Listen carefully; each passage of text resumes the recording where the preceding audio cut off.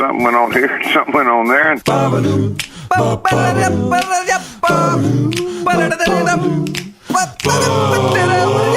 this time on TNT. What in the SN hell is going on NBC on Saturday nights? What's Jonathan doing with Tom Cruise's mom, a massive head wound, and some penguins? And inspired by Jim Carrey's recent turn on SNL, we play a brand new game called Carrey, Not Carrey. Coming up right now on TNT. Good morning, Jonathan Torrens. Jeremy Taggart, good morning to you and your family.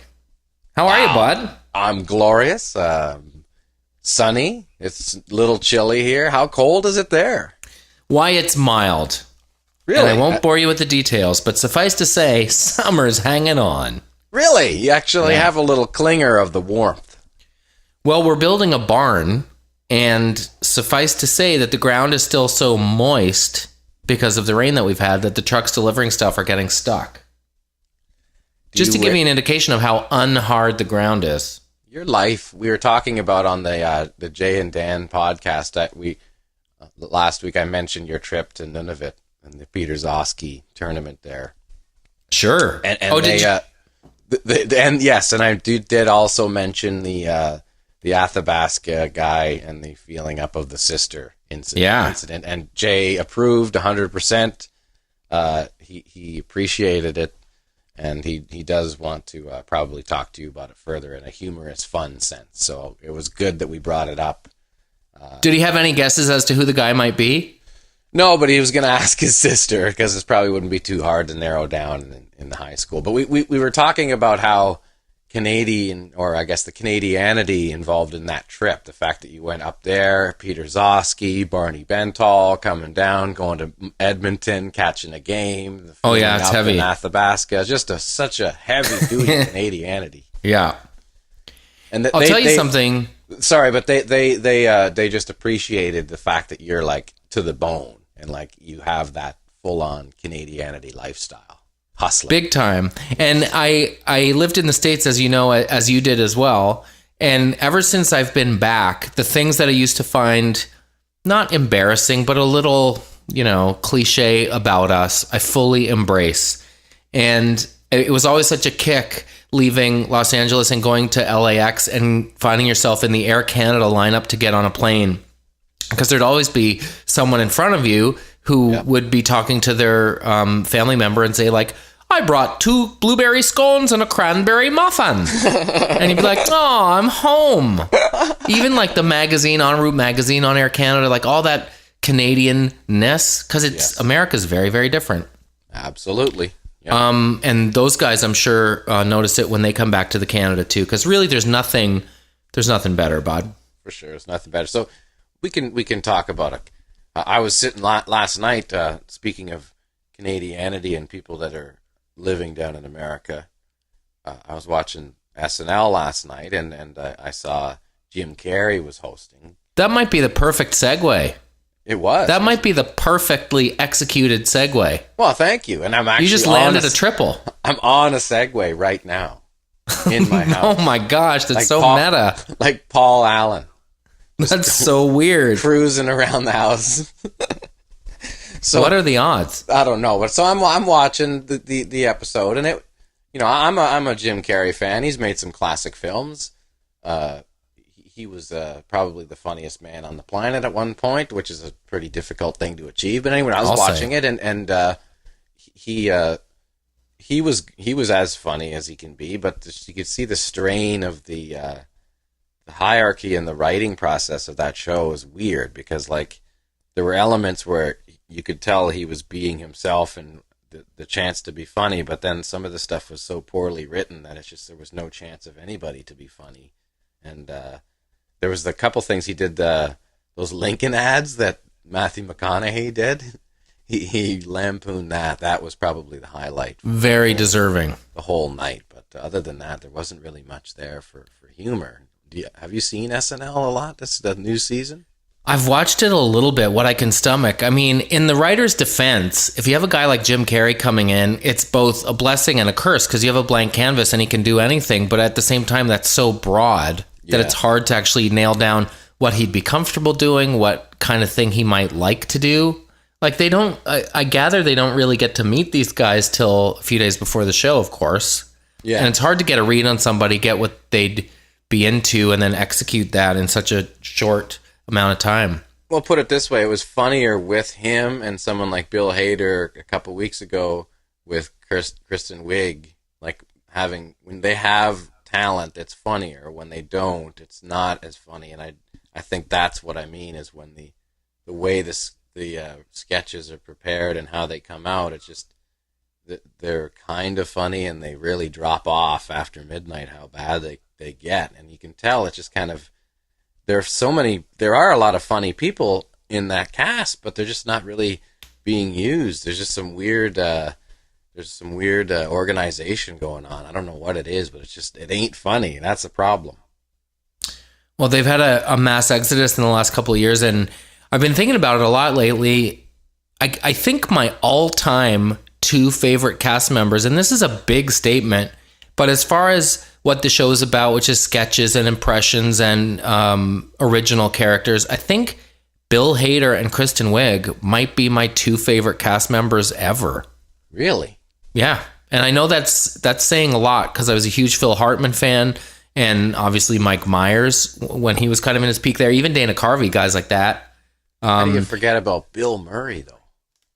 See, that was a little before my time. Oh, I love Bill Murray as an actor, and I've watched the old episodes, but they feel like a little before my time. And I guess a big part of the kick in the 70s was this had never been done before, and it was brand new territory, and you really got the sense they were flying by the seat of their pants. I think when you watch those old episodes to a degree, it's hard to feel that. I don't know. Some of those old, like to me, they're so simple how funny the old ones are because they're relying on either the kind of improv of the character. You don't see them looking at the cards as much in the old ones. Right. You see them kind of in. Boy, you sure see that now. Yeah, you see them only doing that. So just there's more, I guess, either acceptance of the character, or I guess they allowed them, or they were just that dialed that they didn't necessarily need the full script in front of their face to be able to pull off the sketch. So that just to me screams professionalism. Well, I guess my argument, in a way, Kristen Wiig and Bill Hader are old school in a way then, because Hader doesn't have to do anything. Like, have you seen What's Up With That? Yeah, for sure. Yeah. No, so all Lindsey Hader, Buckingham? he's just playing Lindsey Buckingham. He's just sitting there, and all he does is point and wink to the camera, and steals the sketch. Well, like as a utility guy with a big bag of tricks, he's got to be in the conversation for best guy of all time. Oh, and I especially kind of like that he's a little understated. Well, but his Keith Morrison Dateline impression, unreal. I think that Taram Kalam, whatever the hell his name, he's funny. Like and that other guy who plays the new guy who plays the baby, that guy's funny. That kid they got, the 20-year-old, I've seen some of his live stand-up. He seems to be funny. Does he? There are people that are on there that are definitely hilarious people. It's just there's something going on in the way that the recipe of the show is just being screwed up. Let's. I don't think you get there without being funny. By the way, like Mark McKinney is an incredible sketch performer. He'd probably be the first to tell you that environment wasn't one in which he could thrive, because I think it's really cutthroat and competitive. But as far as like solid sketch performers, Mark McKinney's incredible and obviously had the pedigree. Yeah. So getting there, I guess, isn't enough. Although I heard one of the writers interviewed this week who said it's a very democratic process because they read the sketches, the funny ones make it into the dress, and then the ones that play the best at dress rehearsal are the ones that make it in the show. So in a way, they're deferring to the audience at the dress rehearsal and basing what makes it in the show on their laughs. That's what I know, but you'd think that works, but that doesn't. When I watch the show, that's not what I feel. It feels like there's like this guy's sketch always gets out there, and this one, like, there was an element of that with when Tina Fey was the head writer, that it always had to be the Tina Fey skits for the first 30 minutes, and then it kind of went from there. And some of the ones that were in the second hour were hilarious. I remember some of the Tracy Morgan stuff that he came up with in the earlier, like when he was first on there, was just like spectacular, but you wouldn't see it until like 12:45 or something like that. Oh, man. Just because of that hierarchy of like, no, this is just kind of how it has to be, and it's more about awareness and who sees who they need to know who it is doing the sketch. It's not necessarily as important as how funny it is. But remember, he was doing that what the heck was the guy who saw the goat eyes? Or Oh yeah, that's so weird. I'm Summon Allen or something. Bob Allen. That goats have devil eyes. My friend was sitting in 3rd Street Promenade in Santa Monica, and Farley, Sandler, Spade, and Chris Rock came in and sat at the table behind her. No way. Like just after they'd been on SNL for a few years, they're kind of at the height of their fame on that show. And she said, I just put down my sandwich and listened and tried to stifle my laughter for the whole thing. If you could eavesdrop on one table, that would be pretty cool. Yeah, absolutely, because it's all like no holds barred, and they're all just trying to entertain each other, just working.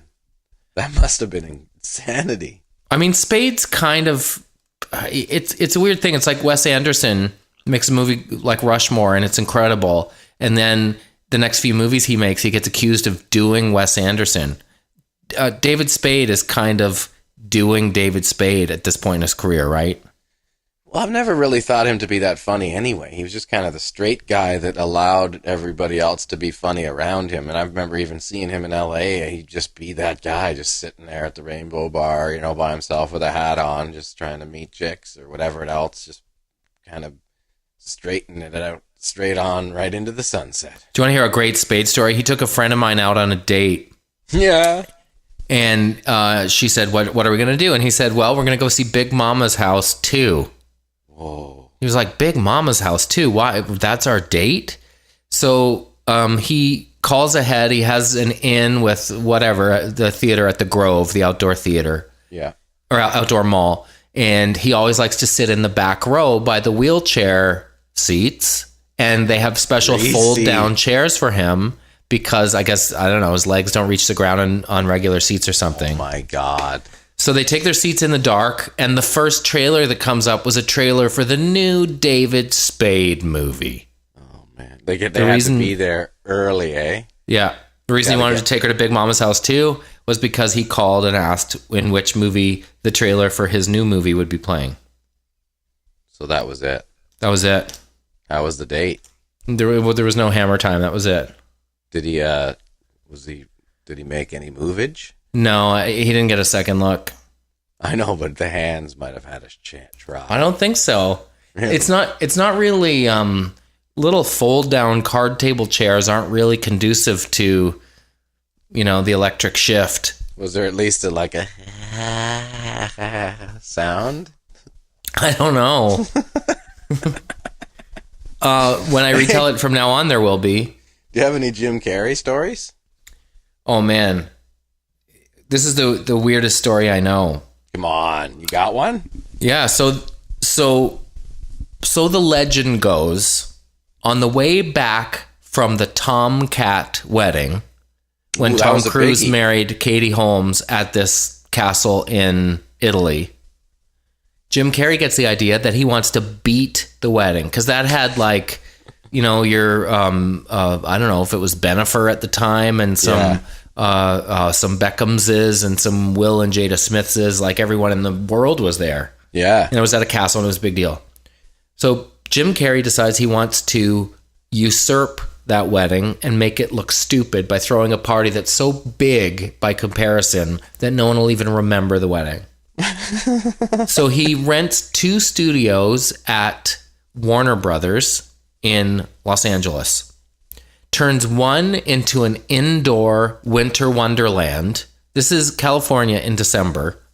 So there's an ice skating rink. There are actual reindeer. There's an In-N-Out truck. And and turns the other one into, HIPAA beef, who wants more Range Rovers, like the most garish, obnoxious display of money you've ever heard. So for reasons, again, I won't bore you with, I was there. Nice. By total fluke, friend of a friend, invited through distant relations, whatever. Yep. You pull up into an actual snowstorm that they've created with actual snow machines, where a choir of 1800s little people is caroling. Oh my God. What the heck was the only thing was you had to bring a piece of plastic to give to, in quotes, the poor people. And you couldn't help but think, looking around, that if they just donated the money it took to throw this party to the poor people, poverty itself would have been fixed. So there's this tiny plastic mountain in the distance where everyone's put their, bonkers board games or whatever. Morgan Freeman was there. It was the year March of the Penguins came out, and I was actually standing behind him when Jim introduces real penguins. Like, ladies and gentlemen, I flew in some penguins, and these penguins kind of toddle out onto the ice, and Morgan Freeman was all banged up standing in front of me. And I was just hoping he was going to turn around and say, "They are birds but cannot fly." Because it was the year March of the Penguins was everywhere.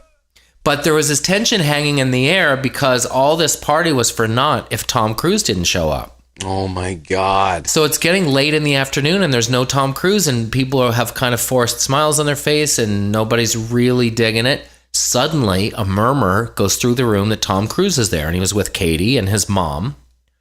So Tom Cruise is on skates and Katie Holmes is in flat shoes, and she's still a full head taller than him. Oh my God. Tom's mom puts on skates. Is he doing the butter skates or what? How's he skating? Amazingly. No. Yeah, as you might imagine, like completely professionally. So Tom Cruise's mom puts skates on and she's skating around and they're playing Christmas carols and everyone's having HIPAA beef and it's fun. And then suddenly, Tom Cruise's mom falls on the ice and hits her head and it starts to bleed. No! And the carols are turned off and all you hear is whoosh, whoosh. Tom Cruise expertly skating from one end of the rink to the other, gets down on all knees, footloose styles, and slides to his mom, taking his jacket off and tucking it under her head all in one motion. And like he Mission Impossibled her. Yeah, it was like a stunt. He was like at the other end when she fell and just. But the crazy thing is, even in that room with like Sasha Cohen, the figure skater was there, and like all these folks that you've heard of. Yeah. Even in that room, when Tom Cruise walks in, the air changes and everyone becomes a giggly, cloying high school idiot. Hi, Tom. Did he almost like stop, like get the coat under her head before it hit the ground? Oh yeah, it was amazing. It was like a dance move on. It was like Stars on Ice. So she was okay. She was whisked away, and the party was validated by his very presence. Man, that's. But I'm going to tell you something. You could see in Katie Holmes' face that she was trapped. Wow, it's weird. Was there like just a feeling of like the Men in Black around them, like the Scientology crew? Oh yeah. Like convoy of suburban, like it's that. Wow. And the Scientology thing. What a trip. And they apparently interviewed 5 actresses to be his lady. Yeah, I've heard that. Sofia Vergara was one of them, but she was too hot to handle. She was too caliente for the Scientology community. Allegedly, Lindsay Lohan was another one. And they went for Katie Holmes because she's kind of vanilla. And I've heard stories, and not like I've heard stories. I've heard stories like I've heard stories about that. Let's take a break and then talk about Jim Carrey and play a game about Jim Carrey. I love it. Hang on. Where's my beer chair? And we're back on TNT. Hey, how are you, Jonathan? I'm great. Did you ever see the Jimmy Fallon, and we're back, radio DJ character that he played? No, I didn't. He's got, Jimmy Fallon was, I mean, he laughed a lot at his own stuff and other people on SNL, but I thought he was really funny and likable and watchable on SNL. And then when he left SNL for this film career, he jumped too soon. And I remember reading that Rolling Stone article where he really saw himself as a romantic comedy leading man. and he couldn't understand for the life of him why people didn't want to watch he and Queen Latifah in Taxi or whatever that was called. The Taxi was really depressing. And it's kind of the same conversation that I find myself in about Jim Carrey some of the time. The first 8 minutes of the first Ace Ventura, I was like, what the hell is happening? I don't even understand. And then he's so relentless and so committed that he totally wins you over. And as a physical comedian, he's amazing. But he's not satisfied being a physical comedian. He wants to be taken seriously as a dramatic actor, and it's the whole sad clown thing. And I think Jimmy Fallon got back on track once he realized it's okay to just be this silly, light, funny guy, and that worked out great for him. Yeah, no, that's a hard hat to give up, I think, once they want. It's that whole thing. Like, I personally accept a great comedic actor the same as a dramatic actor, because it's a character that you have to convey, and you're selling that person to people, and you're in that character to the point where you forget about the script, and it's very hard to do, and it should be accepted in the same realm, because some of the great comedic performances of all time are no reason why they shouldn't be accepted on the same level as a Raging Bull or a Godfather, because they're just so involved in that character, like a Peter Sellers, or even when Jim Carrey would do certain things, it's so far removed from what we normally see from a person, yet he is in that and accepting in that character. So why not be so valid? But sure, I think it's the stigma that a lot of actors in comedy have, is that they want to be accepted as a dramatic actor, like it's as something they're not. Like, I think I was saying this a couple of weeks ago, like people love Jim Carrey doing that physical comedy stuff. It's like a one-hit wonder, I guess. People want you to play that song over and over again. And I understand the urge to want to do something different, but it's also that thing that made you famous and made people adore you, you know? Yeah, no, for sure. In the not staying in their lane category comes this breaking news. Dukes of Hazzard co-stars John Schneider and Tom Wopat record a jazzy Christmas album. What? Who wants to listen to that? And the subheading is... Good what is going on here? Trade Tom jokes, harmonies on jazz-influenced project. Oh, man. Tom Wopat. Why are they together? I thought Tom Wopat did okay in country on his own. I don't know. Well, now they're in jazz. Yeah, hey, Tom? Yeah. John Schneider, how you doing, bud? Good, bud. How you doing? Just thinking about maybe doing some music again. Be right over. I'll be right over. Not just country, but maybe some jazz. Remember, we always talked about that.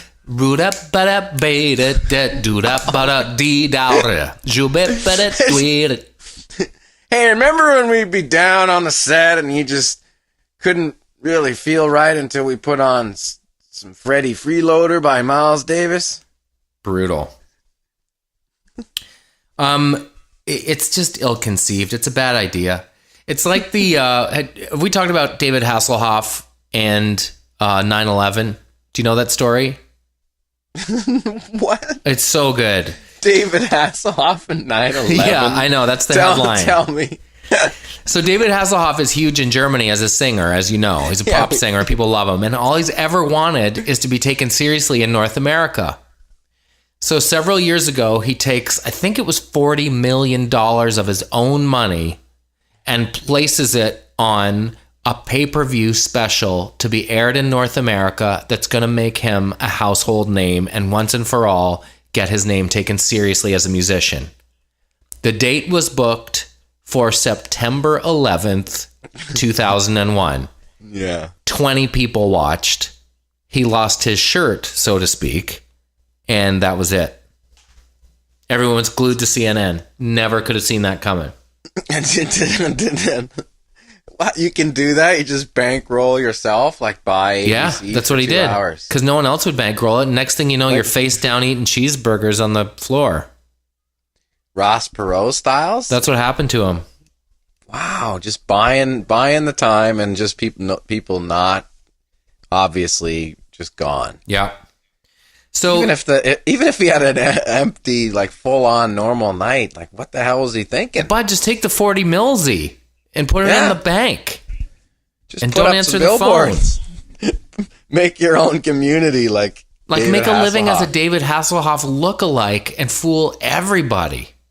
Wow. So in the spirit of people who aren't what they seem on the surface, because Jim Carrey's one of those guys, maybe falls into the sad clown category, and I'm sure his upbringing had something to do with it, because as the legend goes, I think he went camping with his family one summer and realized about November that they lived in their car. Like, Yeah, that was it. was not easy times for him. So I get that there are some demons and some darkness there, but we thought we'd play a game called Carry, Don't Carry, or is it Carry, Not Carry? Carry or don't carry.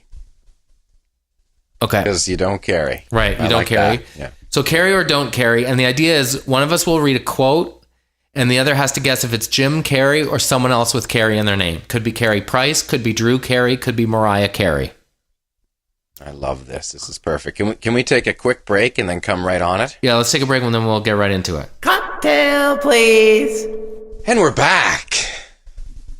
Just to remind the people, the reason that we take breaks sometimes on the show is because I'm in Nova Scotia, Jeremy's in Ontario, and we have to upload these segments of the show so that our friend Tim, who's in the rock combo, the Arkells, can cobble them together. Who are having some great success, the Arkells. Unbelievable. They took home a Casby here in Toronto, which is Edge 102.1, a radio station, which is a little awards show they have every year. They took home Best Album, which is great. It's a really big deal, and I feel in a way like we don't give Tim enough props, both for what he does on the podcast and with the Arkells. Yes, and he is because they're on the way, right? They're doing really well in all, like, a lot of different countries. Yes, they have some success in Germany. They've been to the UK with some success. They're down in the States doing well in some markets down there as well. So yeah, I mean it's doesn't get much better for a band these days with the difficulty of how it is to become popular. Heady times. They're about as big as you can be, for a band on the radio and all that stuff in Canada. It's amazing. Great. Anyway, what at the risk of asking a junior high, I'm doing a project question. What advice would you give the Tims of the world or young you when you guys started to make it happen? What would it be? Well, for one thing, Tim is a great example of how you should be. Is you kind of sponge things. You listen. You don't. I don't know. He's got the way that Tim did it I knew him since he was 15, so he was just kind of around and hanging out, and I knew his family, and he just figured out and learned the right things. He got involved with music on the right length. He went to school for recording and figured out all the engineering stuff, and just kind of has some trade involved with his musical ability, and I guess that's kind of the smartest way to look at it. You have to kind of look at it as a trade and try and supplement yourself with the proper tools to give yourself a chance to make a couple of bucks. Right. Yeah.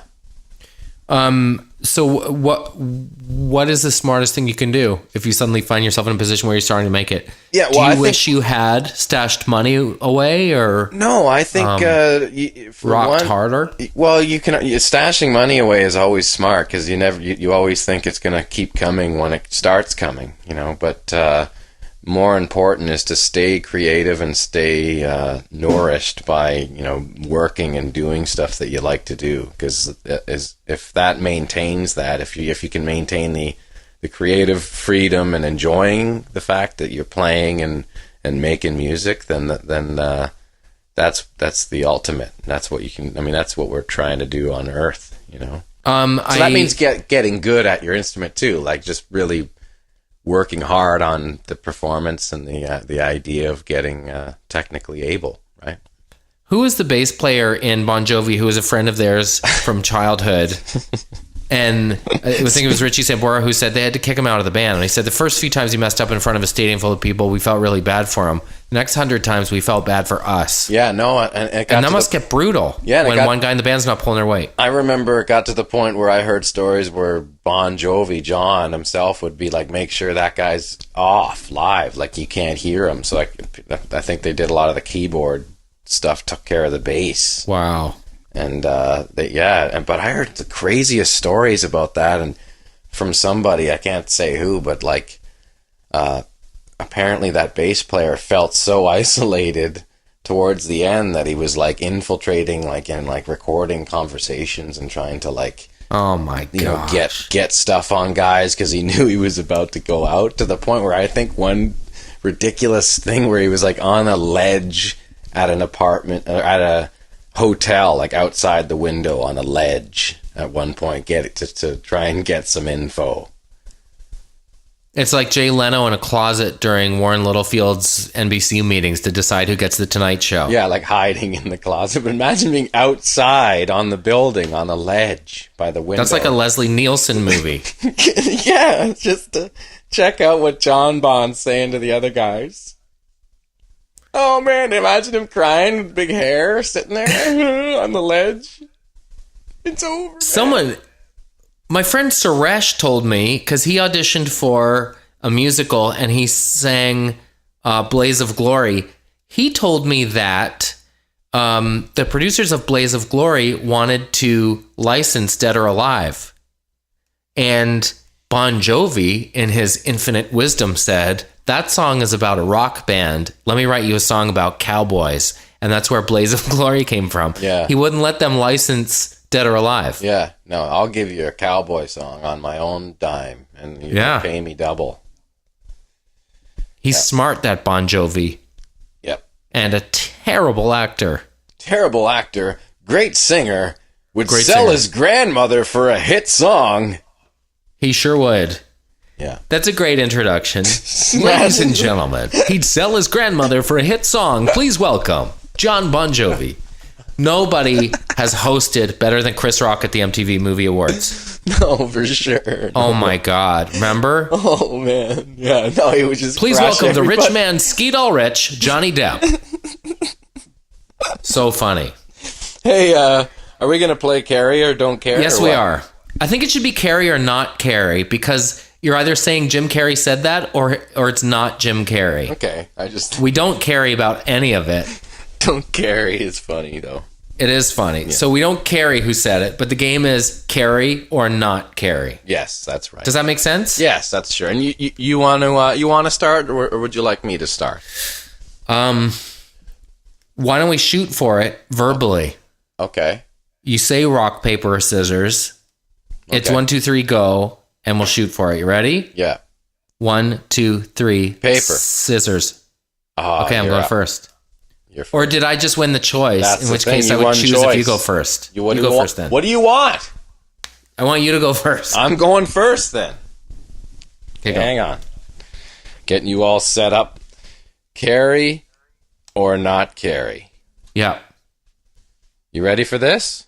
I am. And could this, just so I know, could this be a line of dialogue, or this is interview clips, or what is this? These are quotes. Okay. Okay? Yeah. Resentment is like drinking poison and waiting for the other person to die. Carry or not carry? Carry. That's not Carrey. This is Carrie Fisher. Really? Yes. Good one. Yeah, I like that. That was a good one. That's a really good one. It is. I thought like his dime store psychologist kind of thing. That sounded like something he might say. All right, here comes one. This game is tough. We're not throwing. I know. These aren't big marshmallows. No. Yeah. Okay. Let's go. You give me one. All right. Jam this in your word holes. Vegas is everything that's right with America. You can do whatever you want 24 hours a day. They've effectively legalized everything there. Carry or not carry? I'm going to say not carry. Correct. For a bonus point, which Carrey-related person said that? Vegas is everything that's right with America. You can do whatever you want 24 hours a day. They've effectively legalized everything there. So we're thinking possible person living there, or that maybe that does works there. Successful comedian.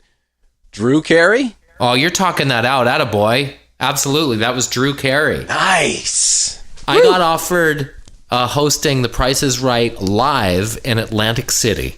Very good. And said no. But what they do is have Price is Right live, like with the wheel and everything. And it happens like every 2 hours all day at the casino. It's kind of awesome and kind of sounds like hell. Yeah, definitely that does, for sure. I didn't do it. All right, hit me. Okay, you ready? Yeah. They capitalized on a couple opportunities right at the start of the second period. And that was a tough hole to dig out of. We're going to stay positive. The series is not over yet. We're going home, and we're going to bring our absolute best. Carrey or not Carrey? It's got to be Carey Price. Yes, nice one. Oh, wicked. 2 points for you. Whew. Very Okay. Good. Very good. There is a light at the end of the tunnel.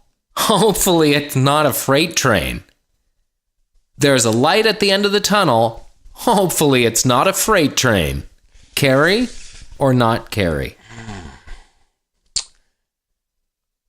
I'm going to say Carrey. I'm going to say not Carrey. Ooh, it's not Carrey. Let me read another quote by this person and see if you can figure out who it is, because this quote is astonishing. Okay. Whenever I watch TV and see those poor starving kids all over the world, I can't help but cry. I mean, I'd love to be skinny like that, but not with all those flies and death and stuff. Oh, wow. Yeah, I think I've heard that, is that Mariah Carey? Yes, it is. Oh, yeah. You got a 2 for bot. Woo. Nice. Isn't that shocking? Yeah, that is a elitist quote if I've ever heard. What a heinous thing to say. That's too much. I didn't ever, never got Mariah Carey. Like, I get with the 5-octave range, that's impressive, but it's not my thing. Wow, man, that is unbelievable. That is really bad. Yeah. All right, hit me. Okay.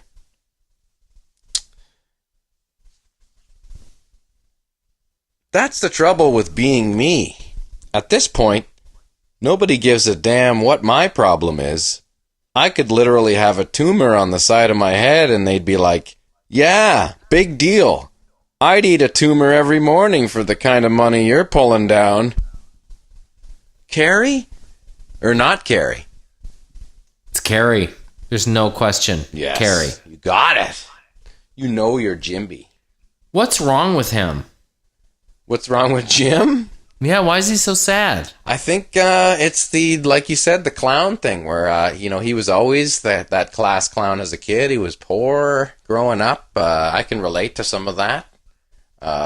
Sure. You become insecure when you don't have a lot of security around you as a kid, monetarily and financially. So I guess it depends where you grow up. If you grow up with not much around a bunch of folks that have a lot, yeah, then it could be that way. But out in the East Coast, a lot of folks didn't have a lot, and that was just your life. Yeah, and that's the thing. A lot of people, if you have a lot of love in the house, which I did, is that makes everything all the difference for sure. I mean, there could be down times, but you need to have the upside. So. I always think that when you hear folks who are thinking of sticking together for the kids, all kids want to know is they're loved, and if they have 2 happy households, that's better than 1 tense one, I always say. Yeah, and he's kind of been a bit of a skipping stone in terms of a father figure, so it's hard to say whether he's had a lot of love from the get-go. He's a grandfather now. Wow. Unreal. Okay, here's one. My focus is to forget the pain of life, forget the pain, mock the pain, reduce it, and laugh.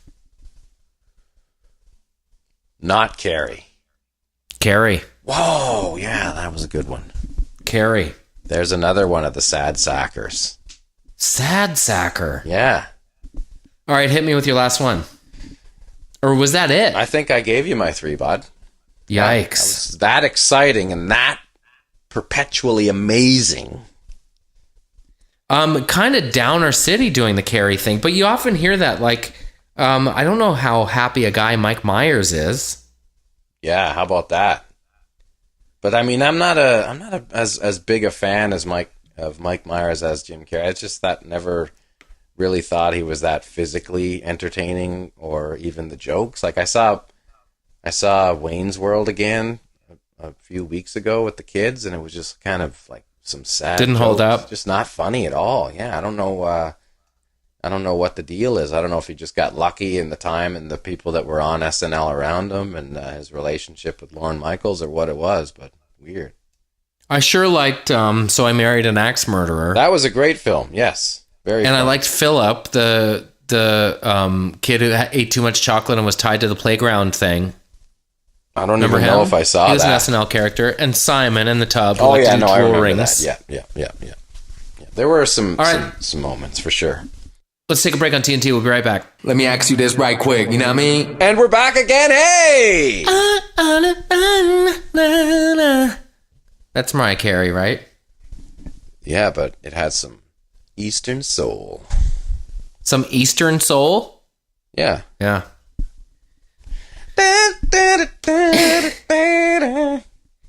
What name a Mariah Carey song? Let's see who can go the furthest, go the longest, go the distance.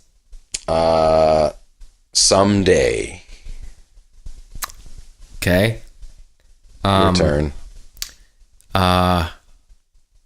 Heartbreaker. Ooh.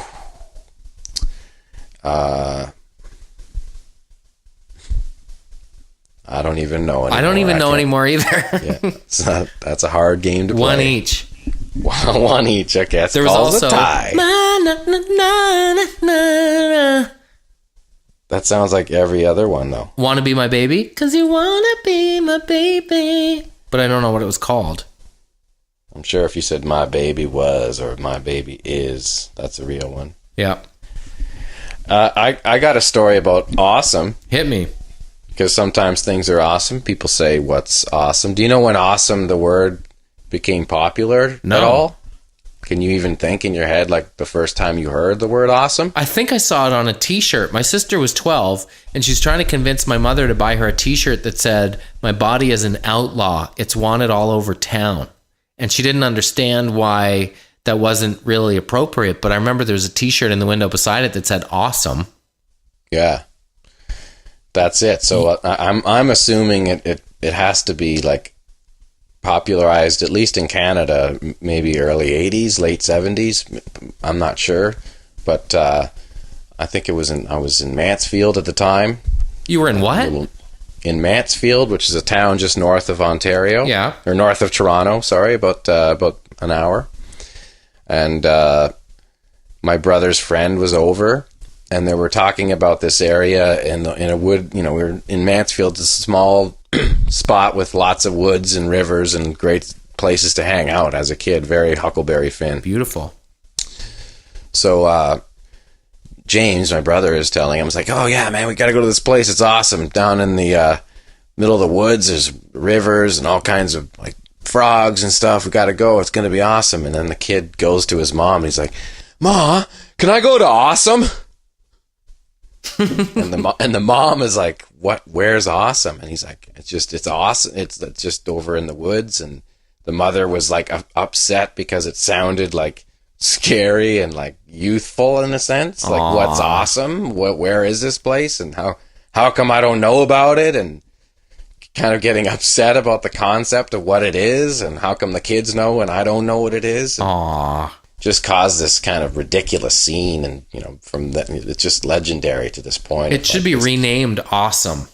Yeah, well, just to think like that's a place, and then have the whole family get all up in arms about it, just because it sounds like rock and roll in 1956 or something like that. I love stories like that. Like you see Round to It Road that people think will come up with a name when we get around to it. There's a town in Colorado called No Name, Colorado, because when they were putting together the maps for the place, everybody had to write down what the name of their town was and submit it to whatever, the map organization. And this one town didn't have a name, and so it went to print as No Name. Nice. That's what it's called. That's sad. Sad, but kind of beautiful in a way. No name. It's just like you got, when you buy the product, it's like, yeah, it tastes the same, but just names are interesting though. Character. I just, as I've told you, not on the podcast, I just bought a fleet of trailers and trucks to rent out on movies. I'm going to try this little side business. Yeah. So I'm in the trucking business now, and I'm suddenly, some of the trucks are doing more than they should be doing. Others are doing less than they can do. So I'm trying to line up the perfect fleet. So I'm having chassis elongated and boxes built and all this stuff. But when how's this process been of like learning about like this came from, I'm going to do this, and then now you're in it. Is it different from the initial concept in your mind? No, it's kind of what I thought it would be, but there are so many different aspects to it. Like, and fortunately, my father-in-law is able to help me with all this stuff. But like, I have, I don't know, 20 batteries that I have to take out for the winter and make sure they're charged regularly. And the interesting thing about these vehicles is, unlike most big rigs, when they're driving on the highway, they might reach 1 million miles and then kind of need to be retired. These vehicles require maintenance from sitting around, because you might drive it to a studio and they sit there for 6 months. So the treads don't wear out. The tires just crack from being old and sitting there. Wow. So it's that stuff. So the name has to be something that reflects what it is and what it does, but without being too clever and without being too much of a, sorry, can you repeat that? So I was thinking trailers parked boy. And then I was like, that's too cutesy. Yeah. Especially if I want it to be around for a long time, and then, the show's not known anymore in 20 years and this company lives on. I don't know if that's possible, but... What also requires sorry, what? Oh, no, it's trailers parked boy. You also have to say it so slowly so people get it. Yeah. So here's what I decided, man. You ready? Oh, no, you got it. Yeah, I got a name. I have a name. I have a logo and everything. Hear it. Rolling productionrentals.com. Go again. rollingproductionrentals.com. It's rolling as in the trucks are rolling, but also rolling as in the cameras rolling, because they're production rentals. And wait for it, the R in rolling is like an old-timey movie camera on a tripod. That is a horny idea and visually logo horny. Right? I like it. I'm now a trucker who dabbles in TV. Now you can like drive the trucks around for fun, or like... Well, here's the interesting thing. I have this tractor, like a tractor trailer truck, and it has air brakes. No, it has hydraulic brakes, so I can drive it. If it had the other kind of brakes, I couldn't. But because it has these hydraulic brakes, I can drive it. I don't even need a special license. So what does this mean? You gonna just like be that guy sometimes? Go on and grab some stuff at Sobeys? Yeah. Because it's good to run them around, bud. But it's also roulette, because you don't want to have everybody plated and ready to go if they're just going to be sitting in my yard. So are you just like, how do you drum up business for this kind of stuff? What do you do? Well, I'm getting the website ready, and then as soon as it's ready, I'll hit hey, everybody I've ever met in my life. Yeah. Doing this business now. Please tell everyone you've ever met in your life. So the final touches are being put on the website. If you ever want to come out and drive a big rig, bud. I want to come out and drive a big rig. We should do a TNT from the rig. It's a pretty intoxicating feeling. We should do our first ever video TNT installment with you learning to drive a big rig around my field. That would be awesome. I want to do that. I want to do it too. All we need is some points for you to come out. Some points? Yeah, some points. We just need some aeroplane points. I got some points. Then come on out. I got a few. Then come on out. All right. Good to talk to you as always, bud. Always good to talk to you, Jonathan. And I look forward to the next time we get to do this, which will be our 20th anniversary episode. I've been pushing for a greatest hits, and maybe that's something we'll look at. We should also share with people the good news that, though we haven't done it yet, we've inquired as to the steps to get on iTunes, so it's actually coming. Yes, Thanks for your patience. Thanks for listening, and bear with us. We are going to get on iTunes and stop. We're sorry for being such slackers. That's going to open up a whole new world with new horizons. Fandangled. Isn't there is fandangled one of the words in there? No, isn't that we live the life and angle? You took cartwheels No, across the floor. What song is that? I don't know. Whiter I just Shade of thought Pale. There was like, oh, that's yeah. I was feeling Triple kinda light seasick. fandango. What does that even mean? I played in a cover band when I was 15 with like a 55-year-old guy who sang that in the set. And we were one time at his house. Like, this is ridiculous that I was in this band with like 50-year-olds doing covers when I was 15.